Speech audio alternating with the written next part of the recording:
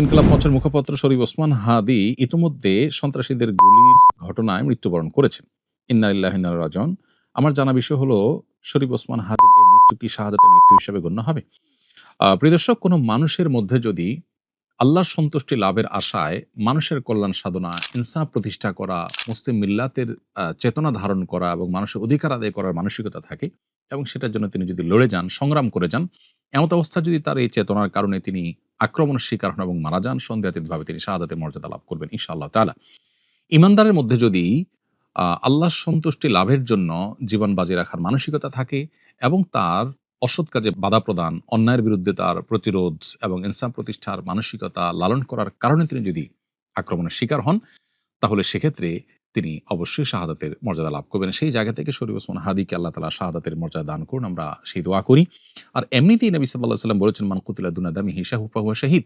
যে ব্যক্তি কারোর হাতে খুন হয়েছে, জীবন রক্ষা করতে গিয়ে তার জীবন খুন হয়েছে, অর্থাৎ সাধারণ ধস্তাধস্তিতে অথবা কোনো ডাকাতের হাতে মারা গেছে, সেও শাহাদাতের মর্যাদা লাভ করেন। তাহলে সেক্ষেত্রে দ্বীনের কথা বা মুসলিম মিল্লাতের কথা বা মুসলিম চেতনার কথা বা ইনসাফের কথা বা মানুষের অধিকারের কথা যদি কেউ বলতে যান মুসলিম হয়ে এবং আল্লাহর কাছ থেকে যদি বিনিময়ে আশা করেন, তাহলে তিনি অবশ্যই শাহাদাতের মর্যাদা লাভ করবেন। অনেকে আছেন যারা বিপ্লবী মানসিকতা ধারণ করেন, তারা অন্যায়ের বিরুদ্ধে সংগ্রাম করেন। তাদের সে সংগ্রামকে আমরা অবশ্যই শ্রদ্ধা করব।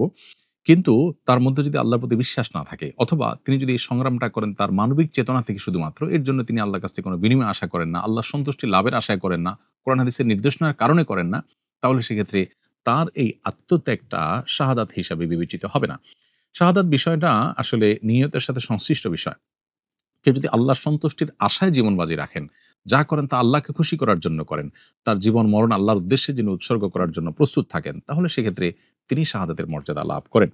আমরা দোয়া করি শরীফ ওসমান হাদির সমস্ত ভুল ত্রুটি মাফ করে আল্লাহ তাআলা তাকে শাহাদাতের সর্বোচ্চ মাকাম দান করেন এবং তার সুখ সন্তপ্ত পরিবারকে সান্ত্বনা সইবার শক্তি নসিব করেন এবং সেই সাথে এখান থেকে অনুপ্রাণিত হয়ে আমাদেরকে আল্লাহর সন্তুষ্টির লাভের আশায় জীবন বাজি রাখার মানসিকতা আমাদেরকে ধারণ করার তৌফিক দান করুন। বস্তুবাদের এই পৃথিবীতে আমরা বেশিরভাগ মানুষ দুনিয়ার মোহে এতটা মোহাবিষ্ট হয়ে গেছি যে আমরা প্রত্যেকটা মানুষ শুধু বাঁচার জন্য সংগ্রাম করি এবং মরতেই যখন হবে তখন আল্লাহর রাহে আমি জীবন বাজি রেখে যেন মরতে পারি, আমি যেন অন্যায়ের বিরুদ্ধে কথা বলতে গিয়ে যেন আমার মৃত্যু হয়, আমার মৃত্যুটা যেন শাহাদাতের মৃত্যু হয়, আল্লাহর সন্তুষ্টি লাভের আশায় যেন আমি জীবন বাজি রাখতে পারি, সেই চিন্তা সেই চেতনা আমাদের প্রত্যেকটা মানুষের মধ্যে থাকা দরকার, এজ এ ঈমানদার আমাদের মধ্যে থাকা দরকার। আল্লাহ রাব্বুল আলামিন শরীফ ওসমান হাদির ভালো গুণগুলো দিয়ে আমাদের তরুণ সমাজকে ভরে দিন এবং সেই তরুণ সমাজকে অন্যায়ের বিরুদ্ধে ইনসাফ প্রতিষ্ঠার জন্য, ন্যায় নিষ্ঠ হওয়ার জন্য এবং মুসলিম মিল্লাতের কল্যাণ সাধন করবার জন্য এবং আল্লাহর সন্তুষ্টির উদ্দেশ্যে মানবতার কল্যাণ সাধন করবার জন্য সবাইকে